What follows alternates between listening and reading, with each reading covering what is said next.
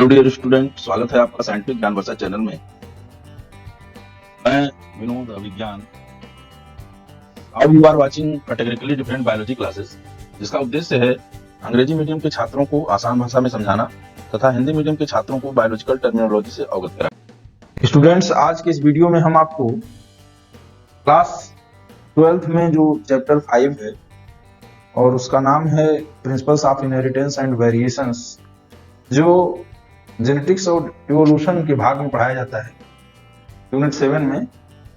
और इसमें आज हम आपको जेनेटिक डिसऑर्डर के बारे में हम बताएंगे, और यह जेनेटिक डिसऑर्डर या आप कहने जीनीय विकार क्या है, इसके बारे में हम अध्ययन करेंगे। इसको हम आनुवंशिक विकार के नाम से भी जानते हैं। विकार मतलब होता है रोग या जो प्रॉपर ढंग से कार्य न हो किसी अंग के द्वारा या किसी भी कोशिका के द्वारा या कोशिकाओं में उपस्थित क्रोमोसोम के द्वारा यदि ठीक प्रकार से कार्य का निष्पादन न हो, आउटपुट न मिले, तो डिसऑर्डर हो जाता है, विकार हो जाता है। और इसको आप ऐसे भी समझ लें कि जो डिसऑर्डर है वो जो सही ढंग से सही ऑर्डर में सही क्रम में यदि माता पिता से जो जीन है, जो क्रोमोसोम है, वो अगर ट्रांसफर होते हैं अगली पीढ़ी में, तो उसका परफॉर्मेंस ठीक होता है।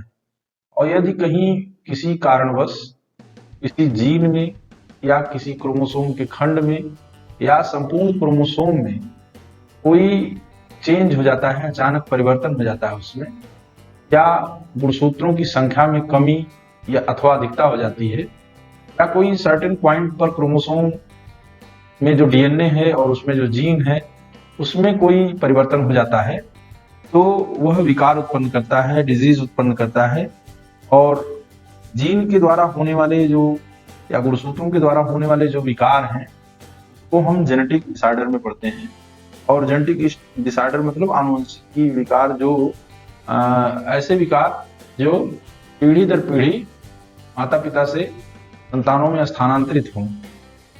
और इनका अध्ययन करने के लिए मनुष्यों में जो पौधों की तरह से उनका अध्ययन आसान नहीं था, मनुष्य में यह अध्ययन काफी कठिन हो जाता है, क्योंकि मनुष्य में एक तो आयु बहुत लंबी होती है, संतान की दर जो है, संतान उत्पत्ति की दर ये कम होती है, और परिस्थितियों को अपने अनुकूल ढाल लिया मनुष्य ने, तो उस पर हम किसी भी प्रकार के जो पर्यावरण है उसके परिवर्तनों का अध्ययन आसानी से नहीं कर सकते हैं। सामाजिक कुछ कारण हैं, कुछ नैतिक कारण हैं, जिसके कारण से हम मनुष्य के लक्षणों का पीढ़ी दर पीढ़ी स्थानांतरण पौधों की तरह से नहीं देख सकते या पौधों की तरह से नहीं कर सकते हैं, जैसा कि मेंडल ने मटर के पौधों पर किया था। अब ये एक समस्या उत्पन्न हो गई कि मनुष्यों में जो ये लक्षण हैं वो किस तरह से स्थानांतरित होते हैं, या जो मनुष्यों में विकार हैं, डिजीजेस हैं, उसका स्थानांतरण कैसे होता है, इसका अध्ययन किया जाए तो किस प्रकार से किया जाए। इसके लिए सर फ्रांसिस गैल्टन ने 1868 से 1876 के बीच में 2 उपाय सुझाया है। एक तो ये कि मनुष्य के जो जेनेटिकल डिसऑर्डर हैं या मनुष्य में जो लक्षणों का स्थानांतरण है उसका अध्ययन करने के लिए वंशावली का अध्ययन किया जाए, पेडिग्री का अध्ययन किया जाए। वंशावली विश्लेषण ही पेडिग्री एनालिसिस कहलाता है, जो आज की इस वीडियो का मुख्य विषय है।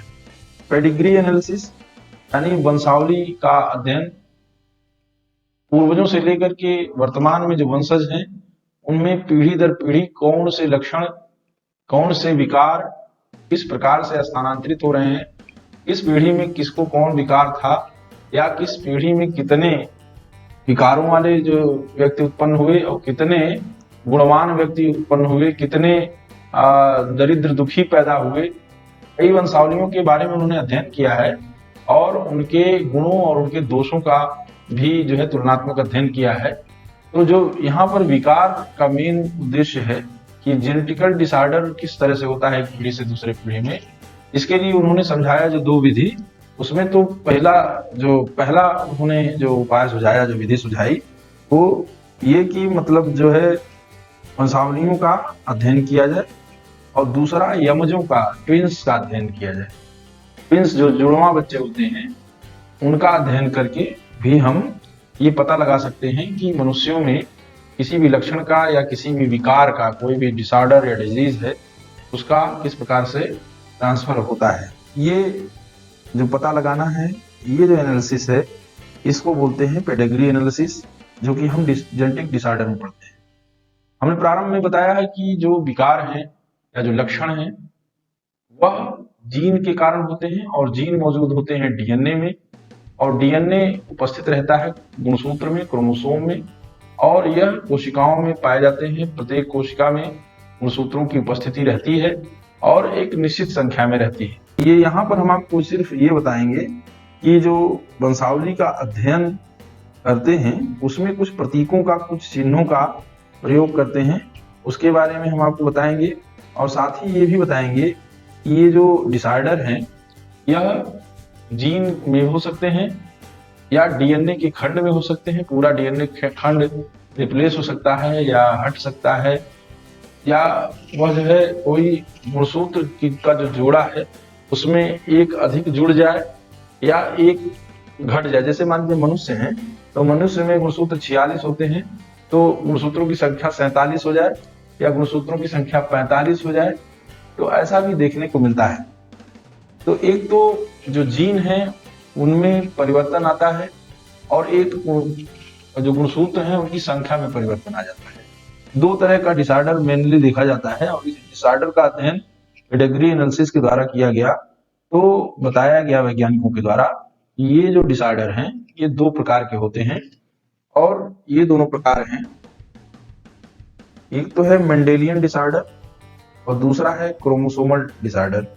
मेंडेलियन डिसऑर्डर वही जो जीन में सर्टेन पॉइंट पर अगर जो कोई उसमें व्यतिक्रम होता है, उसमें जीन या तो जुड़ जाए या वहां से मिसप्लेस हो जाए, गायब हो जाए, या कोई नया जीन आके उसमें जुड़ जाए, यानी जो क्रम होना चाहिए वो ना होकर के अलग तरीके का उसमें क्रम बन जाए, तो विकार उत्पन्न होगा। और ऐसे विकारों को मेंडल की खोज के आधार पर, चूंकि वैज्ञानिकों ने इसका अध्ययन किया है और वंशानुगत किस प्रकार से ये होते हैं डिसऑर्डर, इसका मेंडल के नियमों के आधार पर अध्ययन किया गया है। इस नाते इस विकार का नाम जो है मेंडलीय विकार बोलते हैं हिंदी में, और मेंडेलियन डिसऑर्डर बोलते हैं। और दूसरा है क्रोमोसोमल डिसऑर्डर। क्रोमोसोमल डिसऑर्डर में क्रोमोसोम की संख्या या तो अधिक हो जाएगी जितना उस जीव जाति में होना चाहिए, या कम हो जाएगी जितना उस जीव जाति में होना चाहिए। और पेडिग्री एनालिसिस में हम इसका अध्ययन करते हैं, कई वंशों का इतिहास निकालते हैं, और उसमें हम देखते हैं कि कौन क्या क्या हुआ और किसमें कौन कौन से विकार हुए, कौन कौन से उसमें गुण उत्पन्न हुए, इन सब का अध्ययन किया जाता है। तो इसके लिए कुछ जो है सिंबल्स का प्रयोग किया गया है। तो यहाँ पे देखिए जो सिंबल यूज किए जाएंगे पेडिग्री एनालिसिस में, ये जो वर्गाकार चिन्ह देख रहे हैं आप, जो प्रतीक देख रहे हैं सिंबल, या मेल का सिंबल होता है। ये पेडिग्री एनालिसिस में विशेष करके इन चिन्हों का प्रयोग होता है। और ये जो वृत्त दिखाई दे रहा है गोलाकार, ये फीमेल को रिप्रेजेंट करता है, फीमेल को दर्शाता है। और ये जो इस तरह का जो आपको एक जो है वर्ग दिखाई दे रहा है, इसको हम बोलते हैं, ये जो है कोई लिंग स्पेसिफाइड नहीं करेगा, मेल है या फीमेल है। तो यदि यह प्रभावित नहीं है, इसमें लक्षण नहीं है, तो ये इस तरीके से सादा दिखेगा। अदरवाइज ये अगर जो अफेक्टेड हैं तो इस तरह से दिखेगा। अफेक्टेड इंडिविजुअल्स हैं, ये तो इंडिविजुअल हैं जो नॉन अफेक्टेड हैं, और ये अफेक्टेड इंडिविजुअल के बारे में दिख रहा है। और ये सिंगल लाइन दो के, एक मेल और एक फीमेल के बीच में दिख रहा है, मेटिंग दिख रहा है, ये मैरिज वाला है, पति पत्नी के बीच में संबंध दर्शाता है। और ये डबल लाइन से यहाँ पे मेटिंग बिटवीन रिलेटिव्स, आपस में एक रक्त समूह के जो व्यक्ति हैं उनका आपस में यदि मेटिंग होता है, आपस में उनके बीच में संसर्ग होता है, तो उसको ये प्रदर्शित करता है। यहाँ पर इस तरीके से जो ब्रांच दिख रहा है, ऊपर ये पेरेंट्स दिख रहे हैं, ये पेरेंट्स एबव हैं ऊपर की ओर, एंड चिल्ड्रन बिलो, ये नीचे चिल्ड्रन की संख्या दी हुई है। यह जो है 1 2 3 4 5 6 7 8 9 10 हो सकती है, और इसको हम गिनते हैं बाएं से दाएं की ओर गिनते हैं, इस तरह से दर्शाते हैं। और यदि मान लीजिए पेरेंट जो अनअफेक्टेड हैं, तो उसमें अगर जो संतान उत्पन्न हो गई इफेक्टेड, तो यहाँ पे मेल चाइल्ड इफेक्ट है, ये नर है, नर का प्रतीक है और ये रंगीन है, तो ये अफेक्टेड दिखाई दे रहा है। और अगर जो इस तरह के चिन्ह में कोई संख्या दिखाई दे रही है तो ये दिख रहा है कि ये 5 जो हैं जो अनअफेक्टेड है। ये 5 बच्चे हैं, 5 संतति हैं और वो अनअफेक्टेड है। इसी तरीके से यदि हाफ ये अगर जो दिखाई दे, आधा रंगा हुआ दिखाई दे कहीं, तो उसको हम समझते हैं कि ये हेटेरोजाइगस है, यानी कि वह कैरियर है, पूरी तरह से प्रभावित नहीं है, वाहक है, उसके अंदर रोग हैं लेकिन उसके अंदर प्रकट नहीं है, वह वाहक के रूप में है। तो ये चीजें जो है आपको सिंबल से पता लगती हैं, इनका प्रयोग पेडिग्री एनालिसिस में करते हैं और जो संतानें हैं उनमें इन सिंबल को लगाते जाते हैं और देखते हैं कि इस पर्टिकुलर जो वंश है, जो पेडिग्री है, तो उसमें किस तरह का कौन सा खास परिवर्तन हुआ है। इन चिन्हों की सहायता से सर फ्रांसिस गैल्टन ने समझाया है और इसका आप जो है अध्ययन करेंगे पेडिग्री एनालिसिस में, वंशावली विश्लेषण में, इन प्रतीक चिन्हों की सहायता से। तो नेक्स्ट हम आपको बताएंगे अगले वीडियो में। नेक्स्ट वीडियो में आप देख सकते हैं मेंडेलियन डिसऑर्डर, जिसमें बहुत सी बीमारियां हैं। मेंडेलियन डिसऑर्डर एक बार फिर आप समझ लें कि जो जीन है उसमें कोई परिवर्तन हो जाए, अचानक परिवर्तन हो जाए या धीरे धीरे कोई परिवर्तन हो जाए तो उसको मेंडेलियन डिसऑर्डर कहते हैं। और क्रोमोसोम की संख्या में कोई डिसऑर्डर हो जाए, यानी संख्या ही कम ज्यादा हो जाए, तो उसको क्रोमोसोमल डिसऑर्डर बोलते हैं। तो ये इन वंशों में, वंशावली अध्ययन में, वंशावली के विश्लेषण में देखा गया कि दोनों तरीके के जो है मेंडेलियन डिसऑर्डर भी पाए गए और क्रोमोसोमल डिसऑर्डर भी पाए गए। तो मेंडेलियन डिसऑर्डर के द्वारा होने वाले कई बीमारियों का पता लगाया गया। जो जेनेटिक डिसऑर्डर है, मेंडेलियन डिसऑर्डर में जो बीमारियां बताई गई हैं और उनका हम अध्ययन करेंगे, हीमोफीलिया है। अब ये क्या है, इसको अलग अलग हम आपको बताएंगे कि हीमोफीलिया क्या है, सिस्टिक फाइब्रोसिस क्या है, और इसके अलावा और भी थैलेसीमिया है, दात्र कोशिका रक्तता यानी सिकल सेल एनीमिया है, और कलर ब्लाइंडनेस है, वर्णांधता है, फिनाइल कीटोनुरिया है। ये सब अलग अलग बीमारियां कैसे होती हैं ये हम आपको समझाएंगे। और इसमें बहुत सारा जो डिसऑर्डर होगा।